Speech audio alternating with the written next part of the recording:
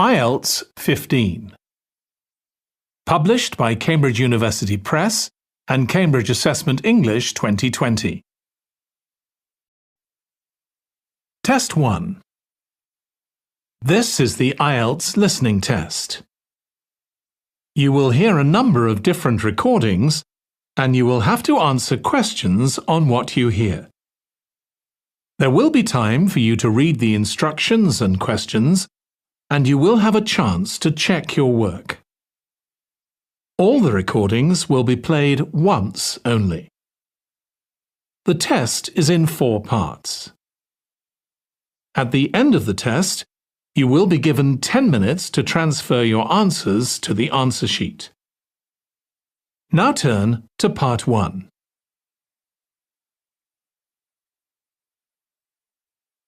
Part 1.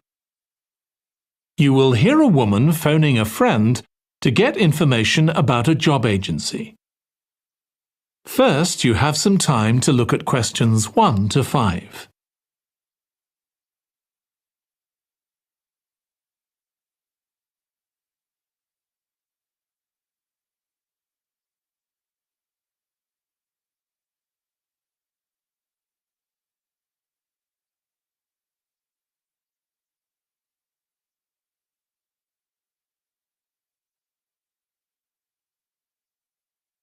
Now listen carefully and answer questions 1 to 5. Hello, William. This is Amber. You said to phone if I wanted to get more information about the job agency you mentioned. Is now a good time? Hi, Amber. Yes, fine. So the agency I was talking about is called Bankside. They're based in Docklands. I can tell you the address now. 497 East Side. OK, thanks. So is there anyone in particular I should speak to there? The agent I always deal with is called Becky Jameson. Let me write that down. Becky Jameson. Jameson.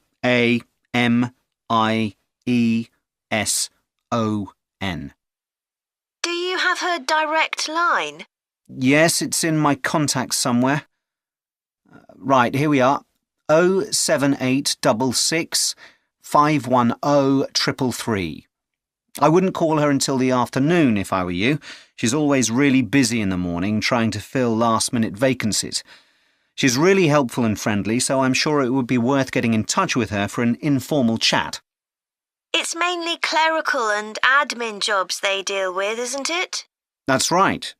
I know you're hoping to find a full-time job in the media eventually, but Becky mostly recruits temporary staff for the finance sector, which will look good on your CV and generally pays better too. Yeah, I'm just a bit worried because I don't have much office experience. I wouldn't worry. They'll probably start you as a receptionist or something like that. So what's important for that kind of job isn't so much having business skills or knowing lots of different computer systems. It's communication that really matters, so you'd be fine there. And you'll pick up office skills really quickly on the job. It's not that complicated. OK, good. So how long do people generally need temporary staff for? It would be great if I could get something lasting at least a month. That shouldn't be too difficult. But you're more likely to be offered something for a week at first, which might get extended. It's unusual to be sent somewhere for just a day or two. Right. I've heard the pay isn't too bad. Better than working in a shop or a restaurant. Oh, yes, definitely. The hourly rate is about £10, $11 if you're lucky. That's pretty good. I was only expecting to get £8 or £9 an hour. Before you hear the rest of the conversation, you have some time to look at questions 6 to 10.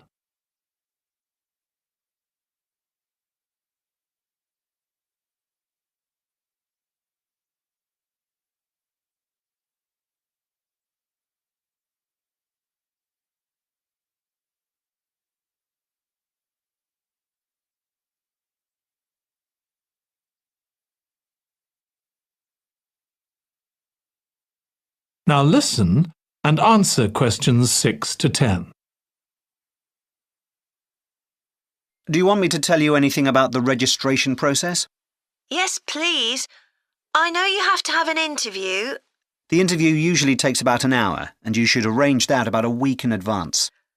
I suppose I should dress smartly if it's for office work.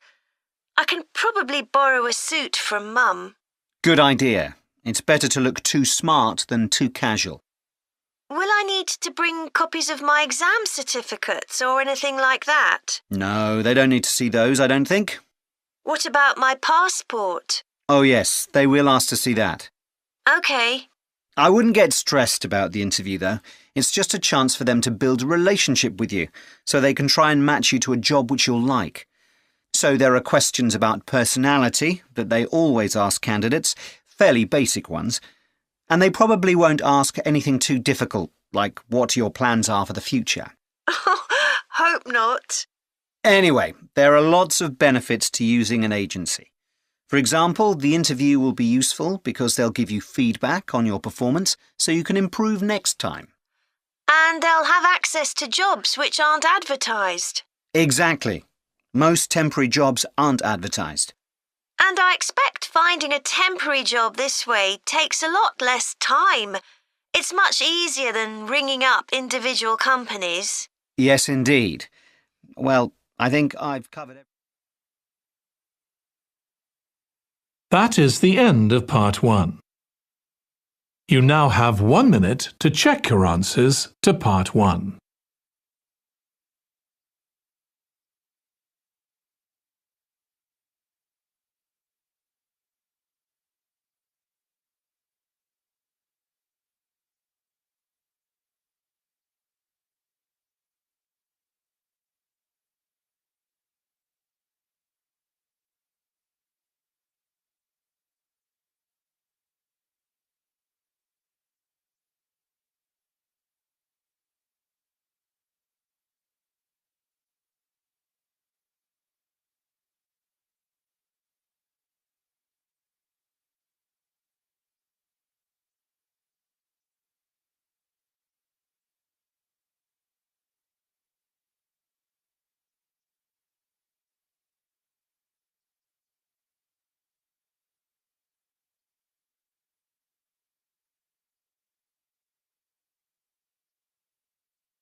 Part 2. You will hear a woman giving a presentation about a holiday on an island in Britain that her company organises. First, you have some time to look at questions 11 to 14.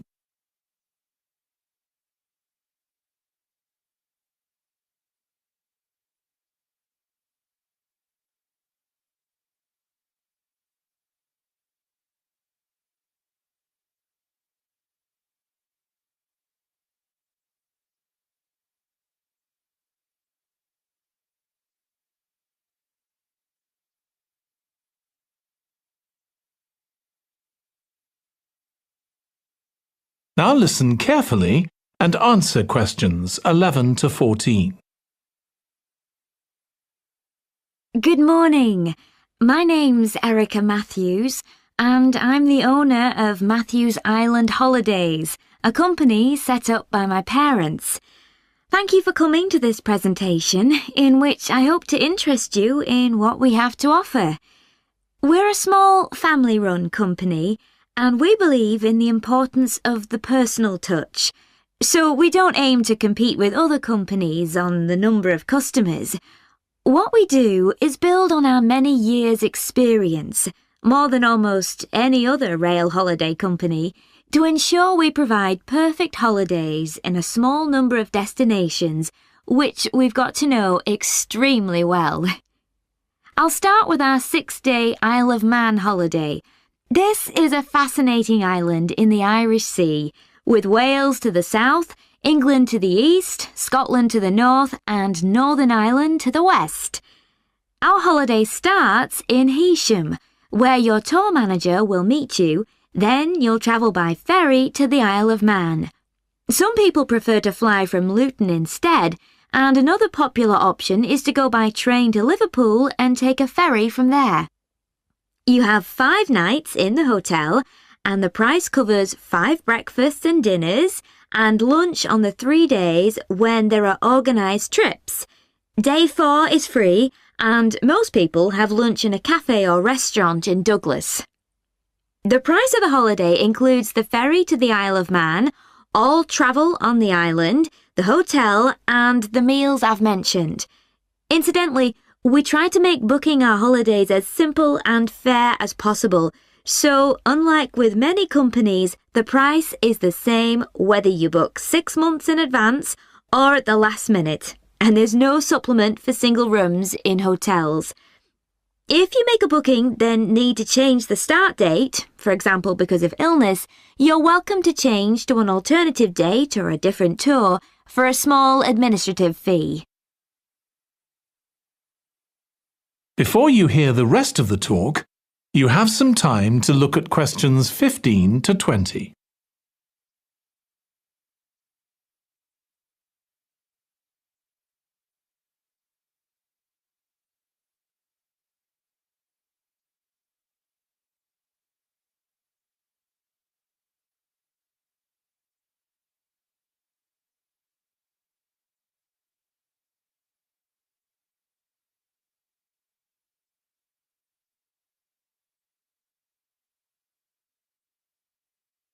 Now listen and answer questions 15 to 20.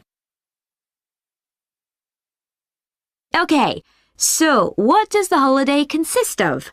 Well, on day 1, you'll arrive in time for a short introduction by your tour manager, followed by dinner in the hotel. The dining room looks out at the river, close to where it flows into the harbour, and there's usually plenty of activity going on. On day 2, you'll take the coach to the small town of Peel, on the way calling in at the Tynwald exhibition. The Isle of Man isn't part of the United Kingdom, and it has its own parliament called Tynwald. It's claimed that this is the world's oldest parliament that's still functioning, and that it dates back to 979. However, the earliest surviving reference to it is from 1422, so perhaps it isn't quite as old as it claims. Day 3, we have a trip to the mountain Snaefell. This begins with a leisurely ride along the promenade in Douglas in a horse-drawn tram. Then you board an electric train which takes you to the fishing village of Laxey. From there, it's an 8-kilometre ride in the Snaefell Mountain Railway to the top. Lunch will be in the cafe, giving you spectacular views of the island. Day 4 is free for you to explore, using the pass which we'll give you. So you won't have to pay for travel on local transport or for entrance to the island's heritage sites. Or you might just want to take it easy in Douglas and perhaps do a little light shopping. The last full day, day 5, is for some people the highlight of the holiday, with a ride on the steam railway from Douglas to Port Erin. After some time to explore, a coach will take you to the headland that overlooks the Calf of Man, a small island just off the coast. From there, you continue to Castletown, which used to be the capital of the Isle of Man and its medieval castle. And on day 6, it's back to the ferry, or the airport if you flew to the island, and time to go home. Now, I'd like to tell you a bit more.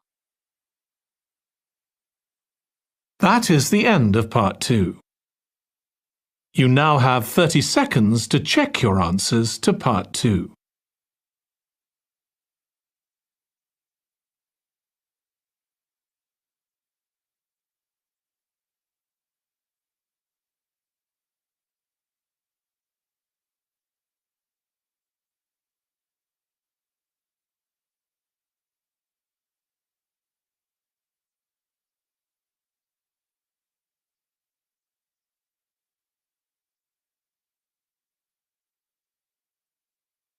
Part 3.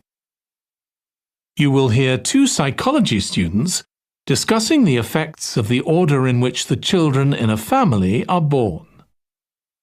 First, you have some time to look at questions 21 to 26.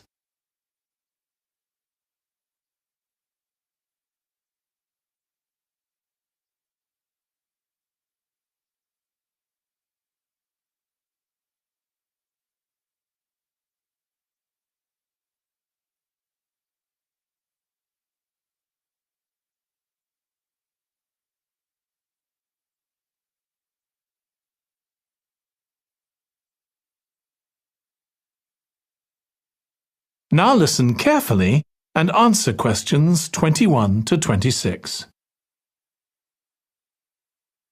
Ed, how are you getting on with the reading for our presentation next week? Well, OK, Ruth, but there's so much of it. I know.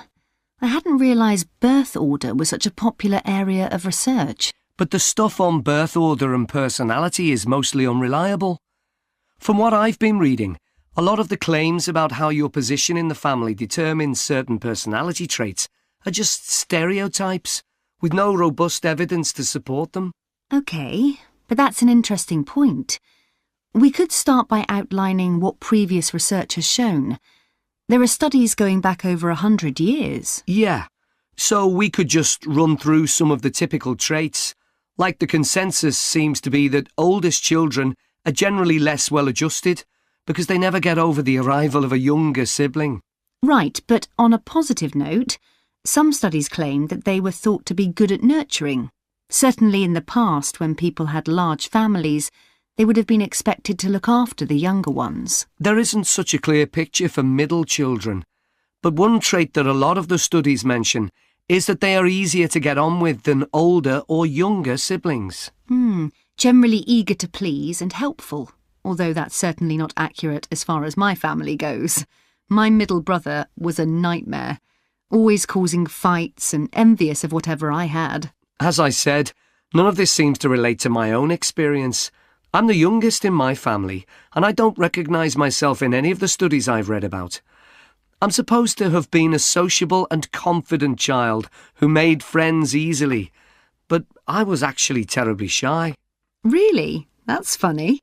There have been hundreds of studies on twins, but mostly about nurture versus nature. There was one on personality which said that a twin is likely to be quite shy in social situations because they always have their twin around to depend on for support. My cousins were like that when they were small. They were only interested in each other and found it hard to engage with other kids. They're fine now, though. Only children have had a really bad press. A lot of studies have branded them as loners who think the world revolves around them because they've never had to fight for their parents' attention. That does seem a bit harsh. One category I hadn't considered before was children with much older siblings. A couple of studies mentioned that these children grow up more quickly and are expected to do basic things for themselves, like getting dressed. I can see how that might be true, although I expect they're sometimes the exact opposite, playing the baby role and clamouring for special treatment. Before you hear the rest of the discussion, you have some time to look at questions 27 to 30.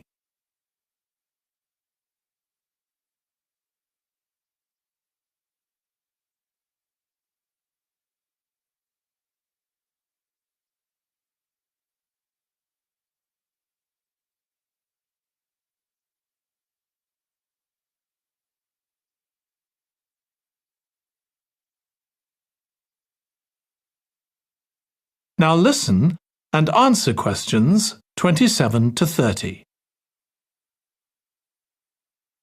What was the problem with most of these studies, do you think? I think it was because, in a lot of cases, data was collected from only one sibling per family, who rated him or herself and his or her siblings at the same time. Some of the old research into the relationship between birth order and academic achievement has been proved to be accurate, though. Performances in intelligence tests declined slightly from the eldest child to his or her younger siblings. This has been proved in lots of recent studies. Yes, although what many of them didn't take into consideration was family size. The more siblings there are, the likelier the family is to have a low socio-economic status, which can also account for differences between siblings in academic performance. The oldest boy might be given more opportunities than his younger sisters, for example. Exactly. But the main reason for the marginally higher academic performance of oldest children is quite surprising, I think. It's not only that they benefit intellectually from extra attention at a young age, which is what I would have expected. It's that they benefit from being teachers for their younger siblings by verbalising processes. Right. and this gives them status and confidence, which again contributes in a small way to better performance. So, would you say sibling rivalry has been a useful thing for you? I think so. My younger brother was incredibly annoying, and we fought a lot, but I think this has made me a stronger person. I know how to defend myself.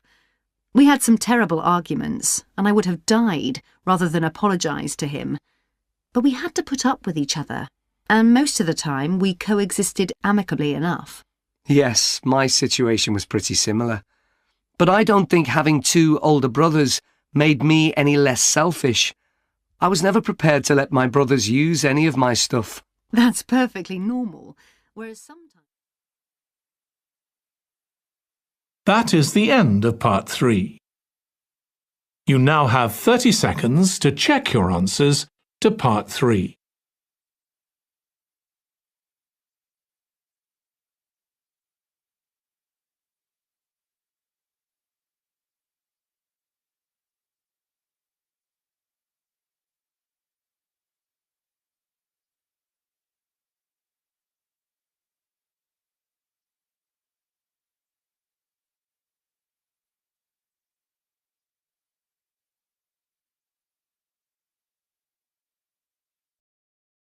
Part 4. You will hear a student giving a presentation about a type of tree known as the eucalyptus, which is common in Australia. First, you have some time to look at questions 31 to 40.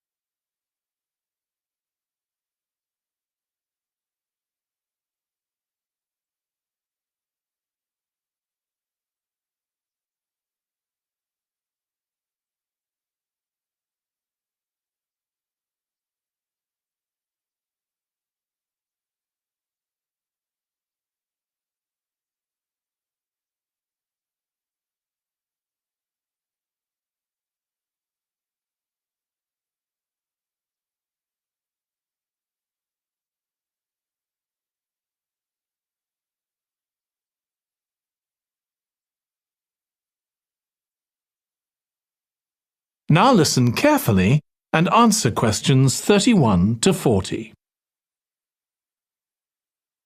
Today, I'm going to talk about the eucalyptus tree. This is a very common tree here in Australia, where it's also sometimes called the gum tree. First, I'm going to talk about why it's important. Then I'm going to describe some problems it faces at present. Right, well, the eucalyptus tree is an important tree for lots of reasons.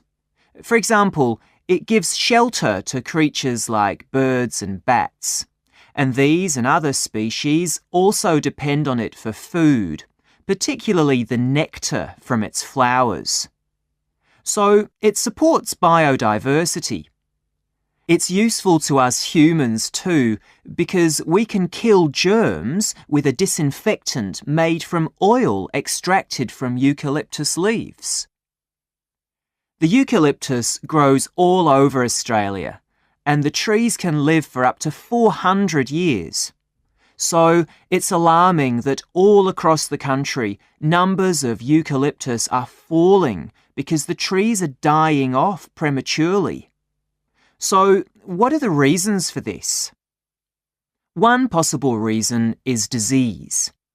As far back as the 1970s, the trees started getting a disease called Mundula yellows. The tree's leaves would gradually turn yellow, then the tree would die. It wasn't until 2004 that they found the cause of the problem was lime, or calcium hydroxide, to give it its proper chemical name, which was being used in the construction of roads. The lime was being washed away into the ground and affecting the roots of the eucalyptus trees nearby. What it was doing was preventing the trees from sucking up the iron they needed for healthy growth. When this was injected back into the affected trees, they immediately recovered. But this problem only affected a relatively small number of trees. By 2000, huge numbers of eucalyptus were dying along Australia's east coast of a disease known as bell miner-associated dieback. The bell miner is a bird, and the disease seems to be common where there are high populations of bell miners. Again, it's the leaves of the trees that are affected. What happens is that insects settle on the leaves and eat their way round them, destroying them as they go, and at the same time they secrete a solution which has sugar in it. The bell miner birds really like this solution, and in order to get as much as possible, they keep away other creatures that might try to get it. So these birds and insects flourish at the expense of other species, and eventually so much damage is done to the leaves that the tree dies.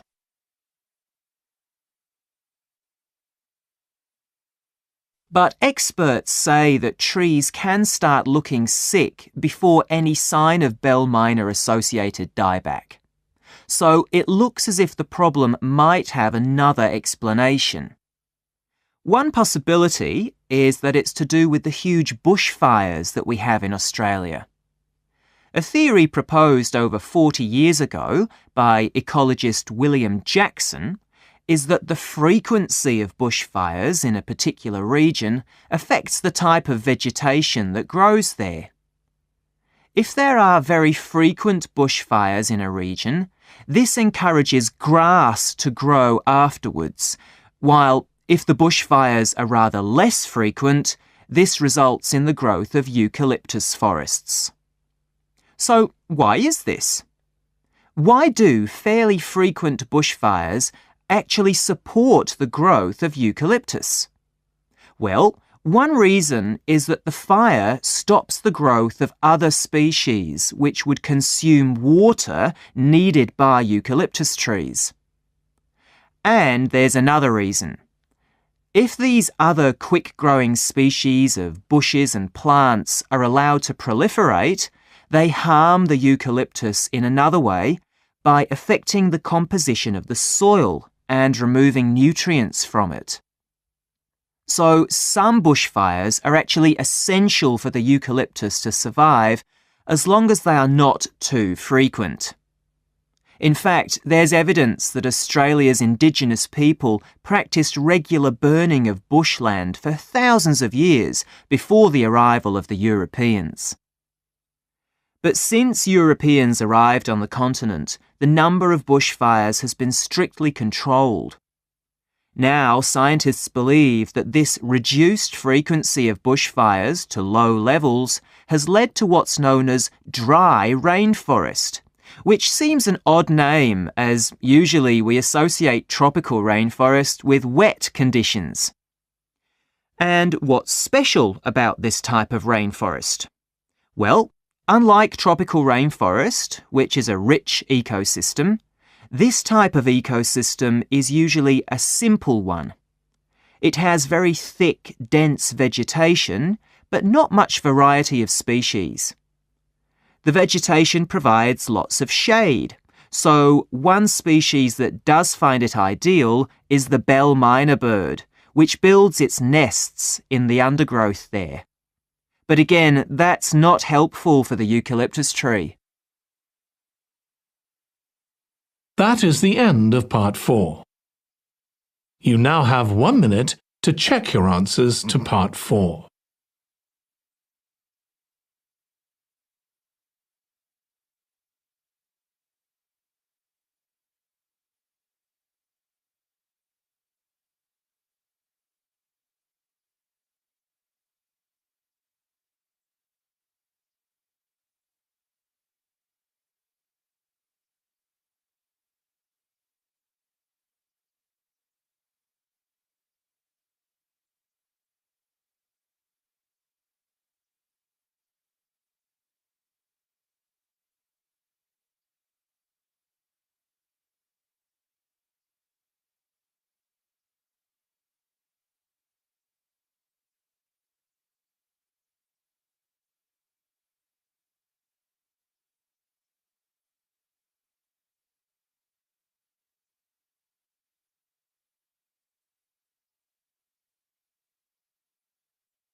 That is the end of the listening test.